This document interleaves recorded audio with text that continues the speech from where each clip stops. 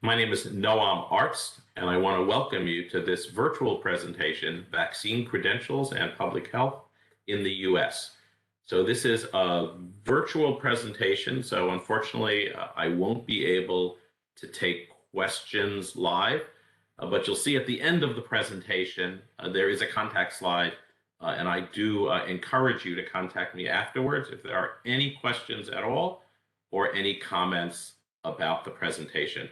So let's get started. Hopefully, we won't quite take an hour. We'll see how it goes. So first, let's talk a little about why we're even talking about vaccine credentials, and this has to do with the need. Um, this falls into a broader topic of consumer access to vaccination data from public health, and we're going to talk a good bit about that during our time together. Um, as the pandemic continued, there were clearly several scenarios where it was important potentially for a person to have proof of their up-to-date status, particularly for COVID-19, but this might be relevant for other immunization from other vaccine preventable diseases as well. And at least three primary uses came up from the pandemic specifically. First was related to travel, particularly international travel, as it seemed like it was going to be important to be able to prove one's immunization status in a reliable, verifiable way. In some cases, work assignments or school attendance might require proof of vaccination, and large-scale venues or events, and in some cases even some smaller scale events, just like going and eating in an indoor restaurant, required some kind of verifiable or reliable proof. We saw, though, and we'll actually touch on this at the end, that these scenarios haven't necessarily persisted, and in fact, steadily, I'd say, over the past 6 months, many of the needs for this have, in fact, dissipated. But they may come back. Some are still in place in some locations, and more than likely will need some kind of ongoing capability to provide proof of vaccination.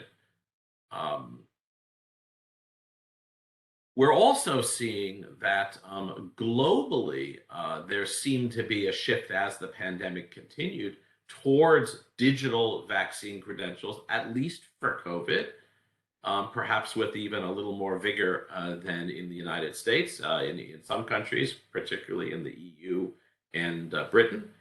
And we may find that this set a precedent for other proof of vaccination or tests of some kind in the future. In the United States, we saw the introduction of some executive orders by the president related to not only of federal agencies, but in some cases private agencies, though some of them did not stand up to the test of the courts, requiring some proof of vaccination, and in many cases, essentially B2B or business back end communications to make sure that went smoothly. As you've probably seen just from reading the newspaper, if anyone besides me still reads a newspaper, or online, though it's calmed down a bit as some of the actions have calmed down. From the start of the pandemic, there was a seemingly endless onslaught of press reports as well as editorials, both for and against vaccine credentials. They were sometimes called vaccine passports, a variety of other things. And in fact, there is a pretty significant set of consumer protection issues that are in play around vaccine credentials, the data that supports them, and their use.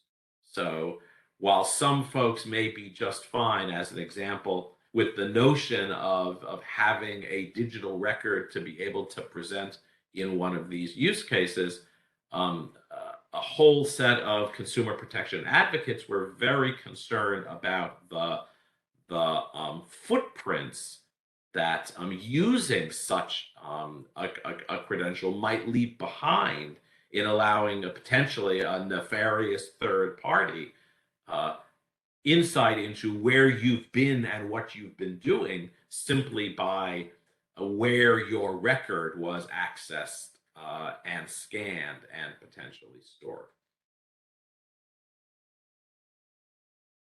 I wanted to talk a little about immunization information systems. This is a public health audience, so I'll make this fairly brief. You guys sort of know what IIS are, but in the United States, they are the single most comprehensive source of vaccination information that we have.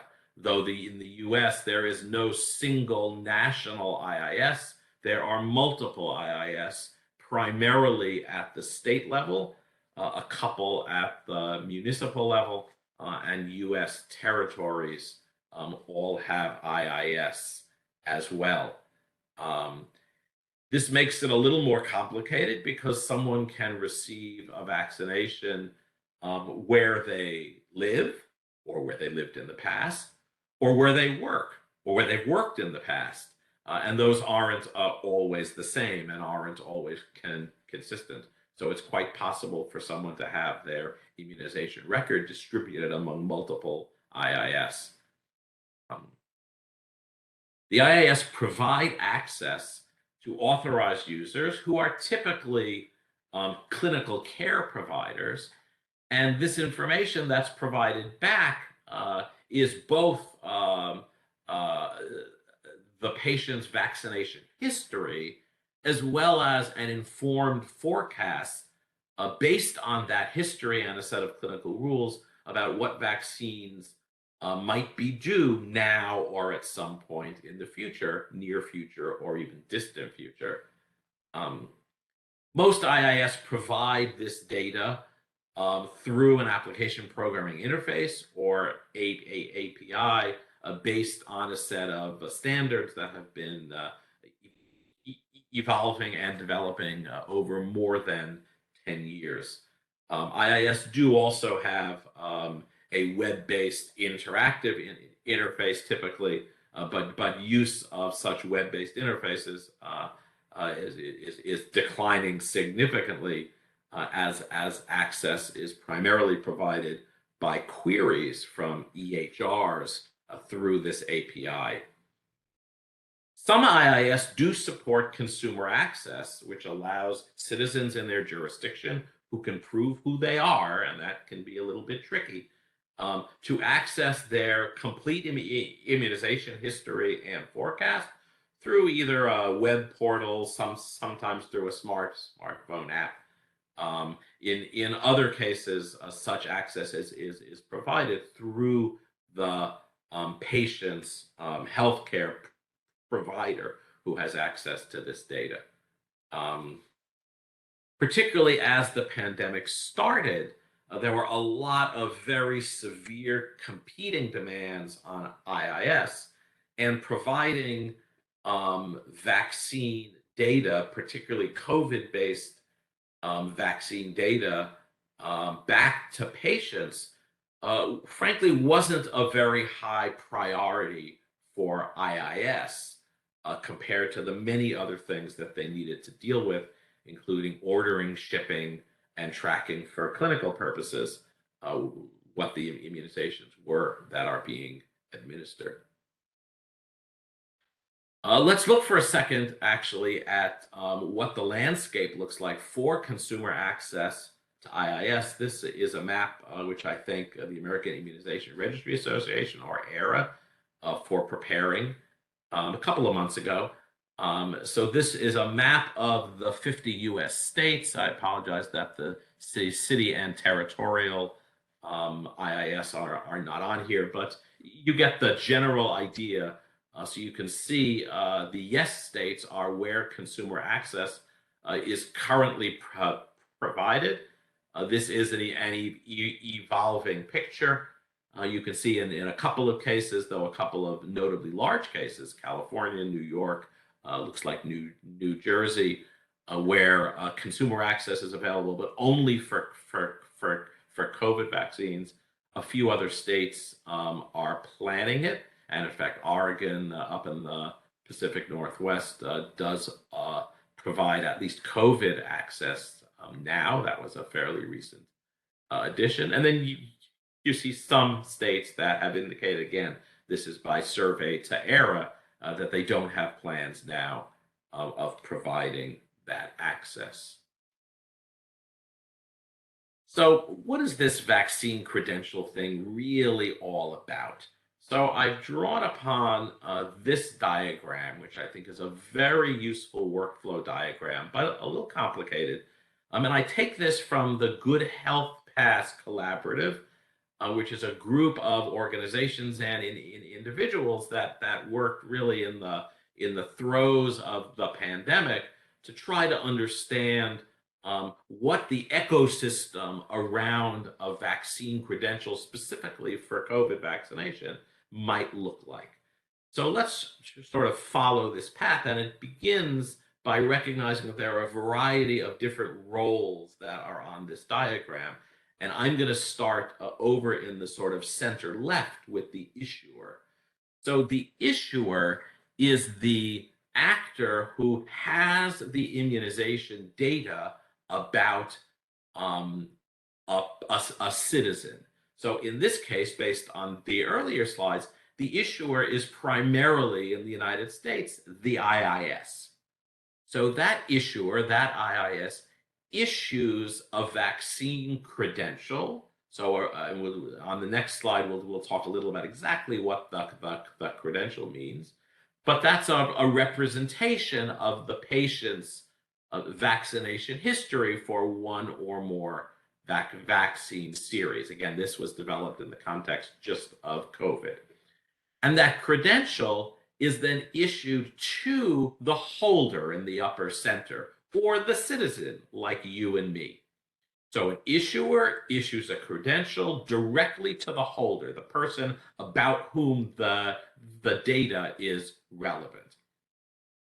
That holder then presents some form of that credential, usually in the form of a health pass, as I'm moving to the right, to a verifier. The verifier is the actor who wants to understand and is authorized to understand what the health status is of the record holder. So an issuer issues a credential to a holder, the citizen, who then presents that in the form of a pass to the verifier.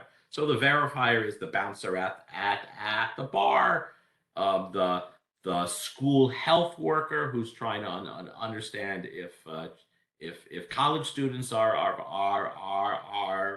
vaccinated, or the turnstile at the factory that's trying to understand if this factory worker can come to work that day. So that's the basic flow. You'll see in the upper left and in the upper right, there are two rules engines. So there may be varying sets of rules that determine when an issuer on the left should issue a credential and what should be in it, and on the right, what makes an appropriate health pass in a particular environment.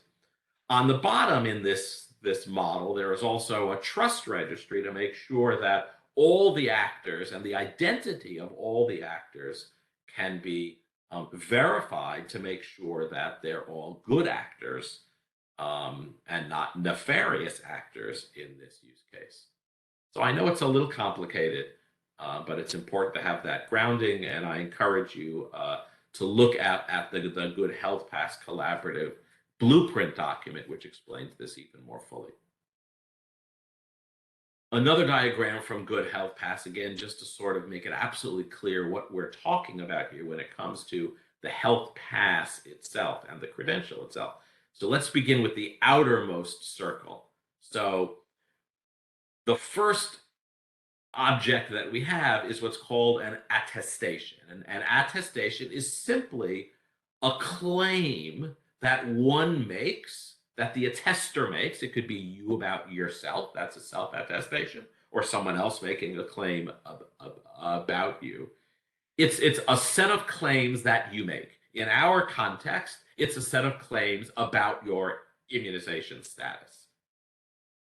A certificate is that attestation, either in a paper or digital form, but that can somehow be verified, meaning that you have some way to determine whether that attestation is correct or true or not.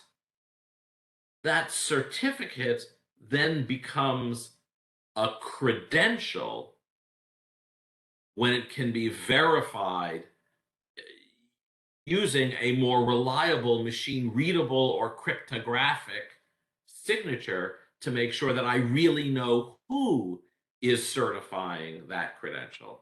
And then a pass is that health credential, so that certified data from the credential that's then used in the context of a particular use case.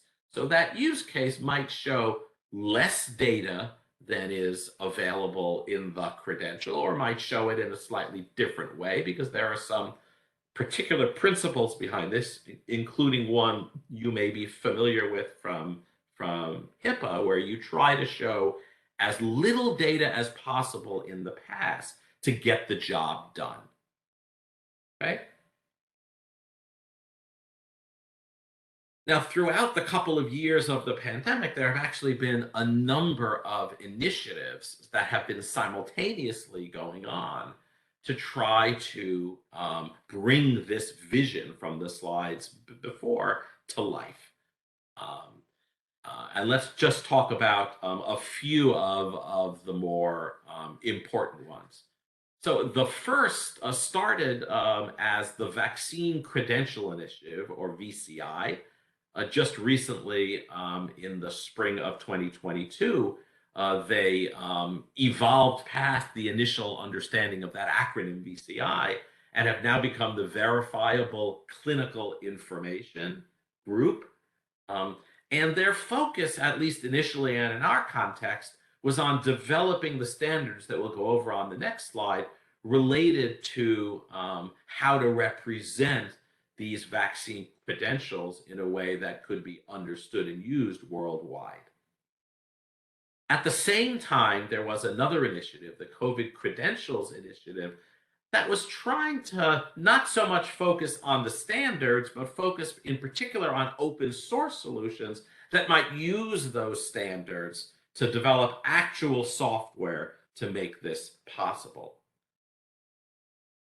At the same time, the World Health Organization launched a group, and the European Union launched a group that at the same time that was working sort of together, sort of not together, to draw their attention to many of the same issues, trying to understand what the use cases were, what the standards might be, and to define an approach for how WHO affiliated countries might provide this functionality.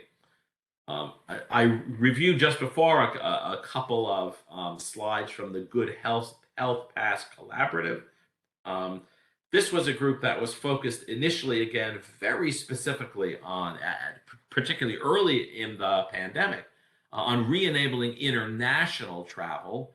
At least that's what they said they were focusing on. But as they developed their blueprint document, and there's a link for it here if you get the slides afterwards. Their blueprint documents seem to be focusing a bit more broader than that. And then finally, a set of folks who are very, very concerned that people who didn't have smartphones, didn't have cell phones, didn't have computers, really weren't in the digital age at all, weren't disenfranchised from these activities, particularly when these activities turned into national and international standards. They wanted to make sure that these folks who only had potentially paper as a way to present their data, that they weren't disenfranchised from these activities. So over a period of time, some standards and technical implementation developed. Pretty quickly, the technical standards coalesced around a smart health cards. This is not exactly the same as smart apps that you might be familiar with, which are applets that get integrated into EHRs and larger systems using the smart standard. But this is a FHIR-based standard that allows one to represent data in a very compact and concise way.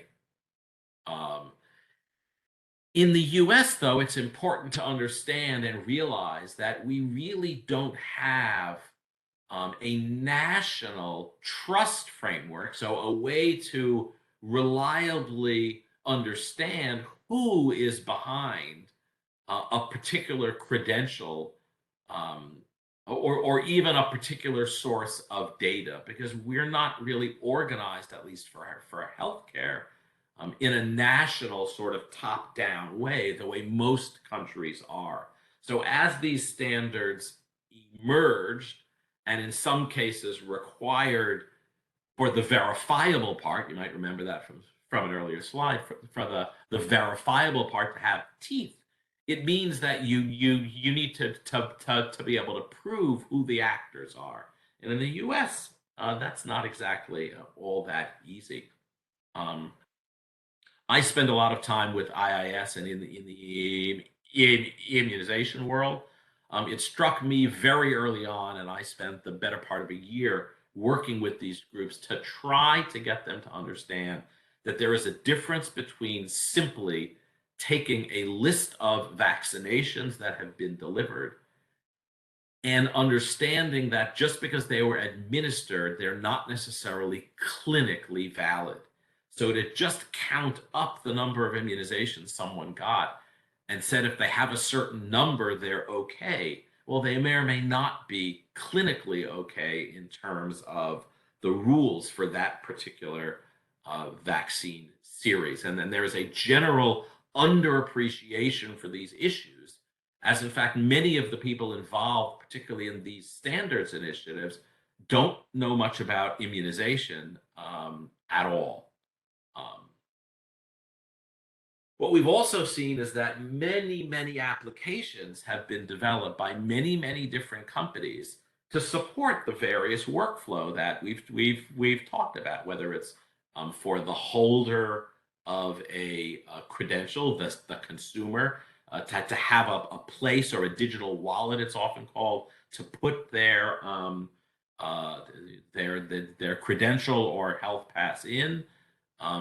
The process for generating the health pass itself and the rules, whether those are travel rules, clinical rules, and the applications that verifiers use, the folks who actually want to determine whether the person in front of them can move on and enter an establishment or access a service. And we'll see examples of some of these apps towards the end.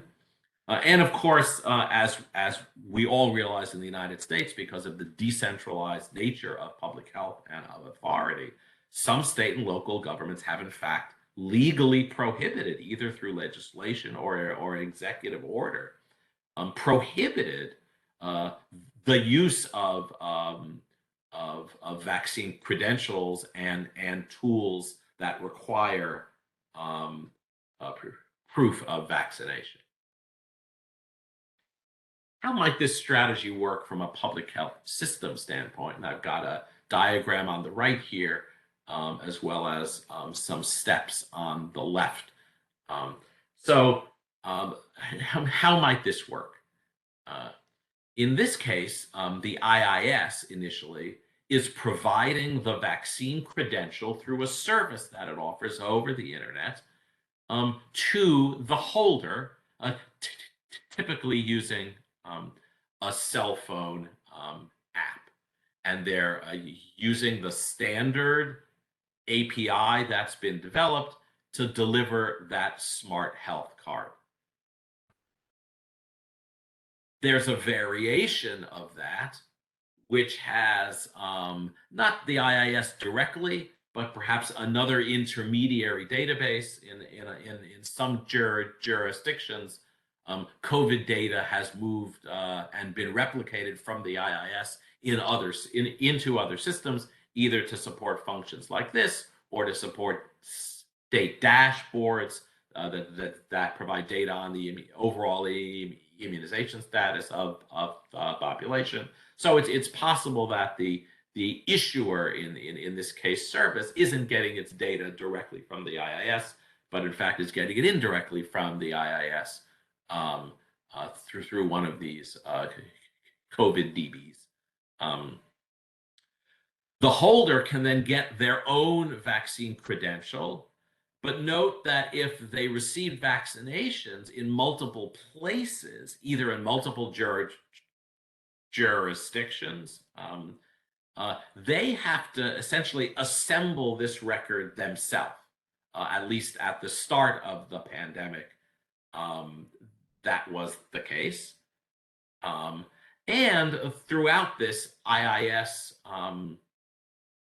continued to provide, when they provided it, based on the data that you saw earlier, a traditional sort of complete vaccination record, which has both a vaccination history and a vaccination forecast for patients. So regardless of whether a vaccine credential might have been put in place for COVID, jurisdictions that were providing a more complete vaccine history to citizens typically continued to do so. There's a good example of this, and I'll actually show you what that looks like in a project started by the state of California as an open source project, in fact, to provide this issuer service in a way that this diagram shows. That software was then taken by the state of Washington or shared with the state of Washington. Some additional modifications were made, and it was re-released back into the open source community. The state of Oregon this past winter and spring then picked that up, made some additional changes. So a very good open source, a public health open source success story. There is a fallback strategy because it may be that an IIS is not capable or again hasn't prioritized creating the vaccine credential issuing service directly out of the IIS. So another way that an IIS could do this is, in fact, to create what I'm calling on this slide in the diagram on the right there in the center, essentially a proxy service, which in this case, the proxy service to the credential holder looks like any other standardized vaccine credential application and API. But in fact, that proxy service is generating an HL7 version 2 query, which pretty much all IIS support HL7 version 2 query response to clinical care. So here, this proxy service is serving as an intermediary to make sure that the data can be received from the IIS, but without additional work on the IIS's part. So often this proxy service and proxy issuer is someone independent of public health, perhaps contracted by public health and authorized by public health to provide this service more quickly than public health could have generated it itself. And then finally, NIIS could consider a supplemental strategy because, again, the vaccine credentials, as the standards have developed, show really a minimum amount of information and just COVID information. They don't actually provide any rules to help a verifier evaluate that credential and understand what it might actually mean in a particular context. So in fact, there may be a dose of a vaccine in someone's credential that may not be clinically valid. Either it was given too close to another dose or the wrong vaccine. A vaccine evaluation and forecasting rule-based system will be able to discern that, but those rules need to be applied to the data in order to understand their impact.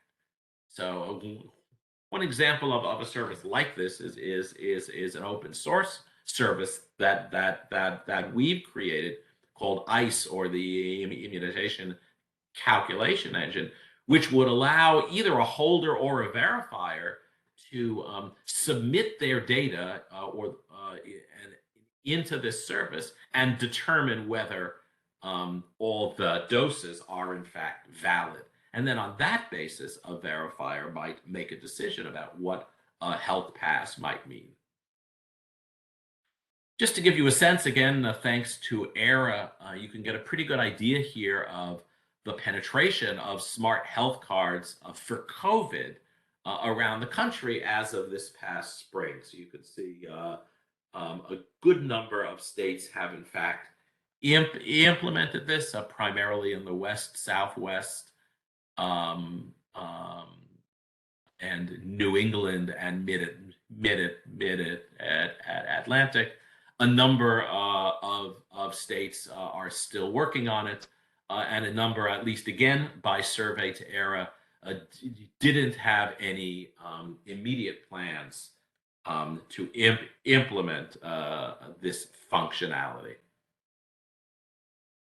Let's look at a few examples of what this actually looks like in practice. So the first example is actually from the New York State Excelsior system. This was probably the first vaccine credential that was implemented in the US. So what one does is either goes to a website, and you can see here the sort of instructions that are provided on that website, or you can use a cell phone app, and it tells you a little about what the purpose of this is, under what conditions you should be able to find a record for yourself. And then what one does, I can't scroll here, but you fill in a fairly small amount of information about who you are to help Excelsior verify your identity and find you. And then either it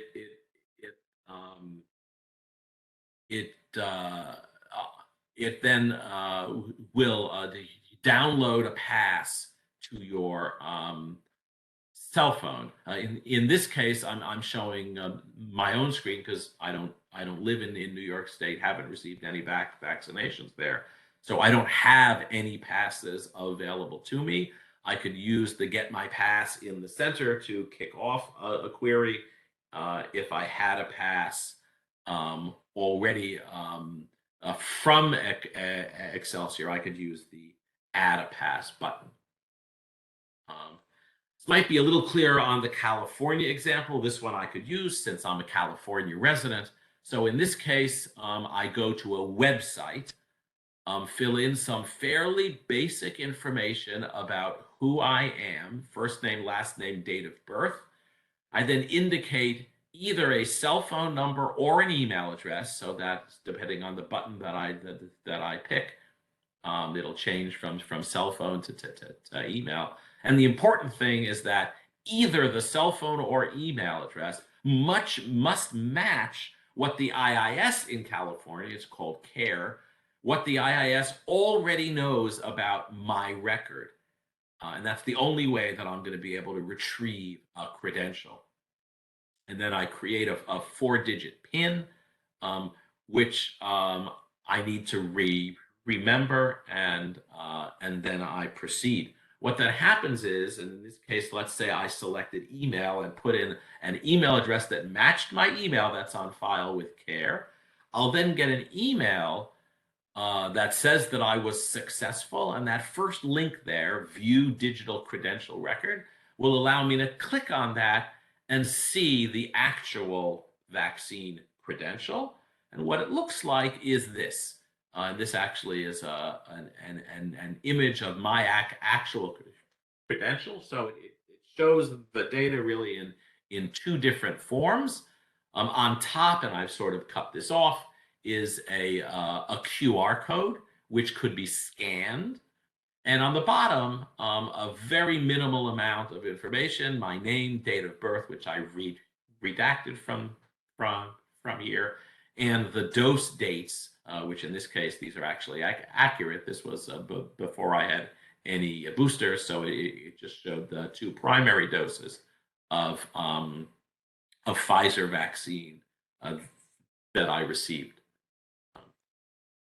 Another example comes from Louisiana, which had, as the pandemic started, a pre-existing digital wallet, which initially was used for digital driver's license in Louisiana. And if you look at the panel on the left and where that arrow is pointing, and this is care of the Louisiana Links project.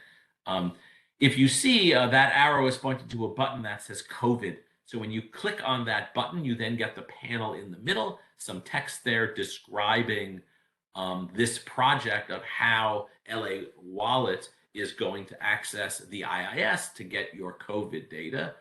You then click check status. It then goes out based on who it knows you to be, because you have to have already had your identity validated in order to have this LA Wallet application.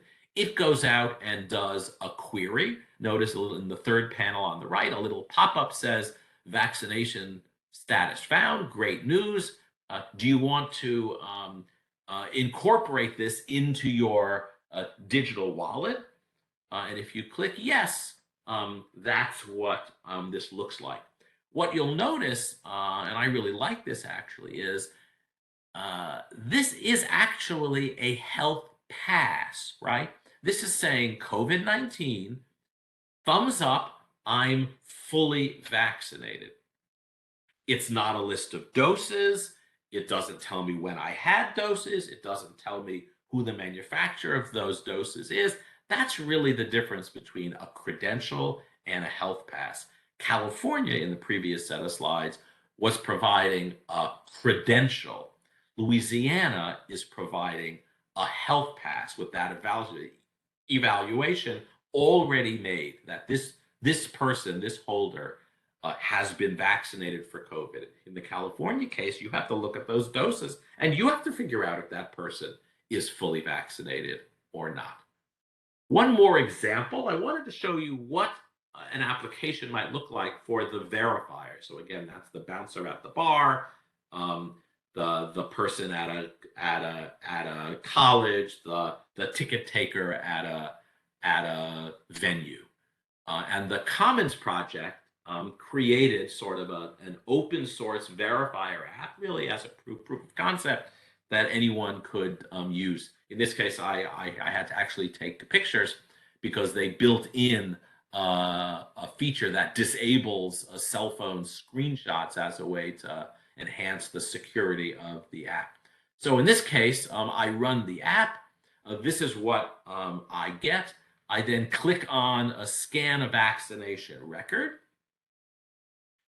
It then invokes the camera app within the cell phone, and I scan the QR code, And if I'm successful, um, this is what comes up. So first, it shows me that this is a verified, valid smart health card, and the issuer is among the validated issuers of the VCI Smart Health Card project. It then shows me, much as the California record did, it then shows me the list of vaccines, um, the person's name. It says in very little writing there that the verifier should in fact look at someone's government issued ID to make sure that the person whose smart health card this is in fact the person standing in front of them. Um, and then they can see the record. And once again, so this is something that would be used by the person at the venue. This is a fairly unsophisticated version of such an application. Again, it was more a proof of concept than anything else. Just as a footnote, really, you'll notice that there are some states where it wasn't so easy to create a smart health card feature in the IIS. And in fact, you can see here, these are states that do have policy barriers for the IIS to be able to develop a smart health card. And it's in large part the ones, if you compare it to the other slide, the states where a smart health card has not been implemented. So policy barriers can vary widely. They may have to do with specific consent requirements for patients providing consent. It could be legal requirements where the legislation in that jurisdiction doesn't permit consumer access at all in some cases. So there are some of these barriers. So at the end of the day, since there really is no top-down strategy in the United States for vaccine credentials, essentially a de facto strategy is what has emerged. So clearly in the United States, these credentials have coalesced around smart health cards. I'm not aware of any other digital credentialing standard that's in use in the US. Some IIS, as you saw on one of the earlier slides, have essentially partnered up with vendors to be the middleman and provide this query feature accessing IIS data because it was simply a faster way for the IIS to provide this functionality in the throes of the pandemic with all the other competing demands. A lot of these vendors are very interested in helping to solve some of the problems of fragmented records for some people, right? I live in one jurisdiction, I work in another, so I might have gotten one shot near home, but another shot near work. Neither IIS has a complete record, so I don't have a complete record.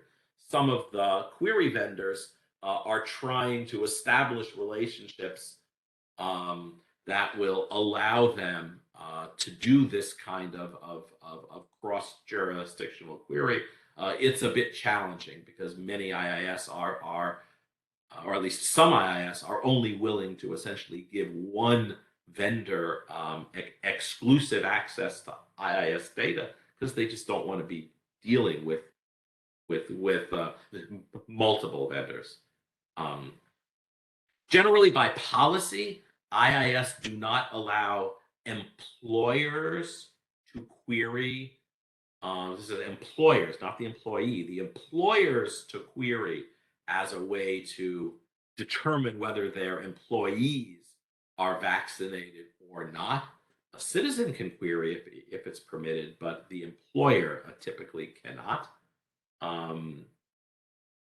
There is a project, it's called the IZ Gateway, that is currently underway, that is CDC sponsored and funded, that is trying to deal with these fragmented records across IIS by providing some functionality and encouragement for IIS to exchange data with each other.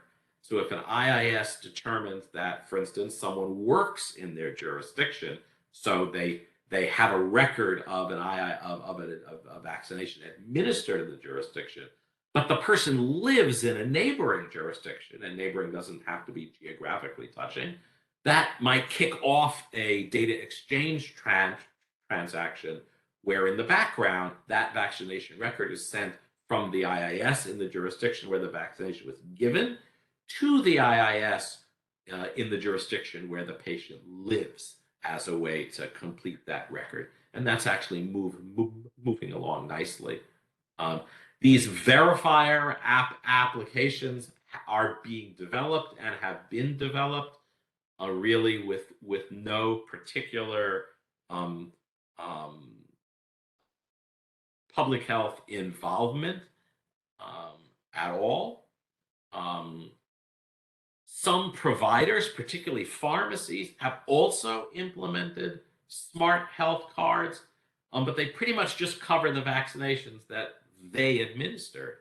So I have a colleague I can think of who got some COVID doses at one pharmacy chain and some COVID doses at another pharmacy chain, and they can get a smart health card from each of those pharmacy chains for those vaccinations. But if they had to present that smart health card credential anywhere, they'd really need to present one combined credential with all the vaccinations. And there's really no way for a person to do that when their record is fragmented that way. So again, essentially, the burden is falling to the consumer or the employee or the student to somehow collect these and present them. And again, if it's a digital credential, the standard doesn't really provide a way for you to combine credentials from different places together. What are some of our key challenges then as we're heading towards wrapping up? Well, the first, frankly, is that as the pandemic requirements in this area wane, there's some loss of motivation and sort of a sense of urgency that maybe we had a year ago, as fewer and fewer use cases actually exist for having to prove your vaccination status at all.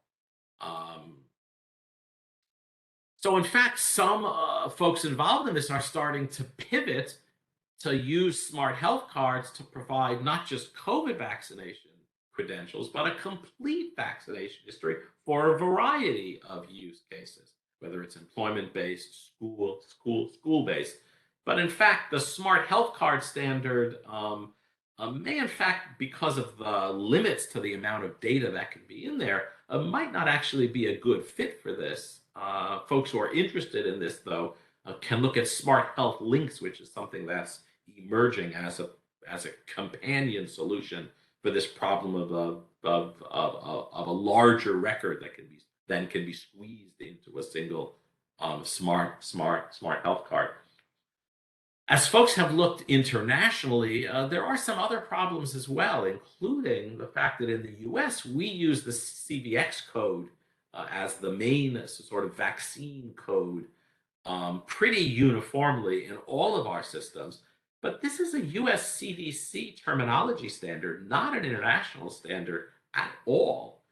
And when we have international use cases, whether it's international travel or even in international workers, vaccine credentials that are based on US CDC CVX codes may not transfer well to international settings, and vice versa. We could be getting credentials or seeing credentials from other countries that don't use the vaccine codes that we know.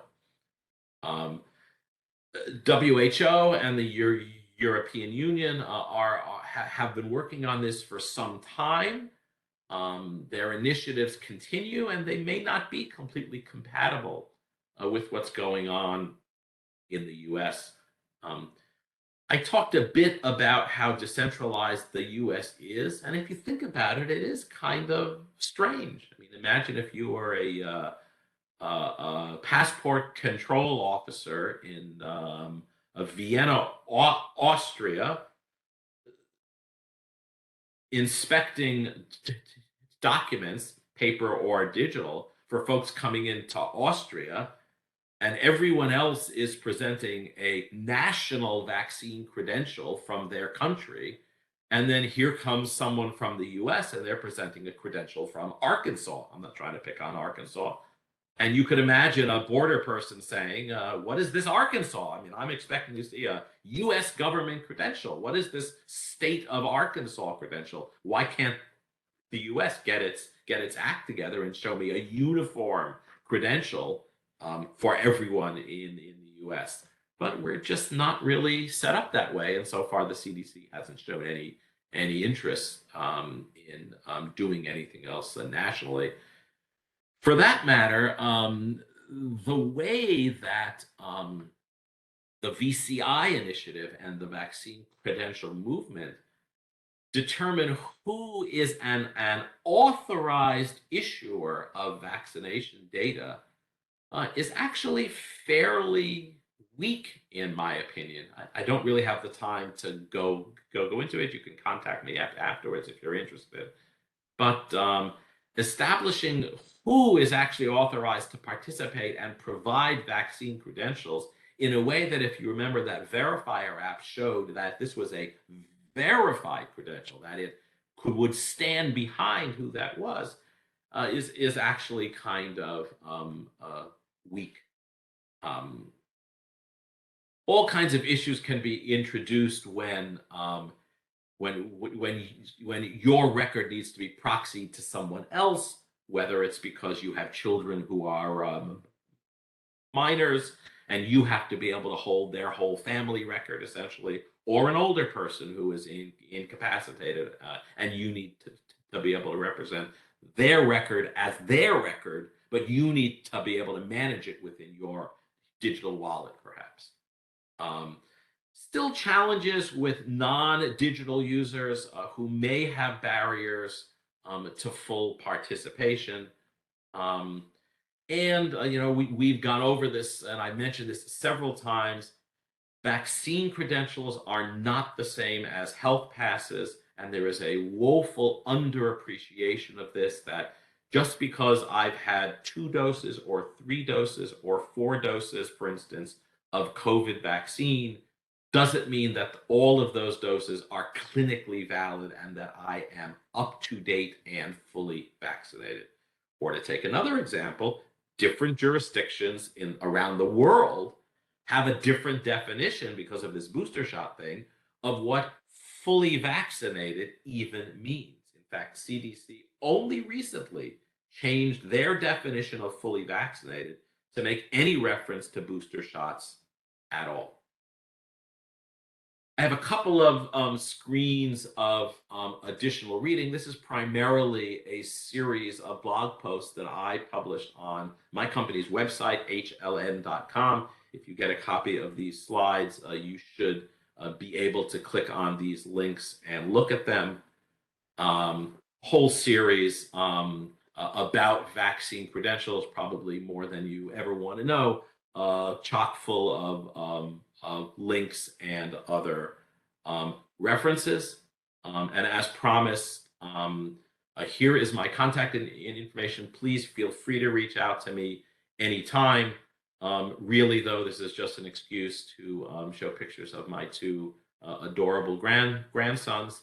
That's Bryson on the left, who's about 2.5, and his new baby brother, Logan, on the right, who is just 7 weeks old.